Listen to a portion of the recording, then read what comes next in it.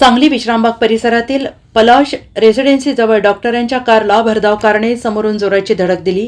या अपघातात कारमधील डॉक्टर हे जखमी झाले। सदरचा अपघात हा बुधवार दिनांक 11 डिसेंबर रोजी रात्री 8 वाजण्याच्या सुमारास झाला। या प्रकरणी डॉक्टर हर्षद कुमार तिप्पन्नवार वय वर्ष 37 राहणार क्षितिज बंगला दत्तनगर सांगली यांनी विश्रामबाग पोलीस ठाण्यात फिर्याद दिली आहे आणि त्यांच्या फिर्यादीवरून पोलिसांनी दुसरा कार चालक अक्षय कुचनुरे राहणार गणेशवाडी तालुका शिरोळ यांच्या विरोधात गुन्हा दाखल केला आहे। याबाबत अधिक माहिती अशी की डॉक्टर हर्षद तिप्पन्नवार हे आपल्या कुटुंबियांसह विश्रामबाग परिसरातील दत्तनगर येथे राहतात।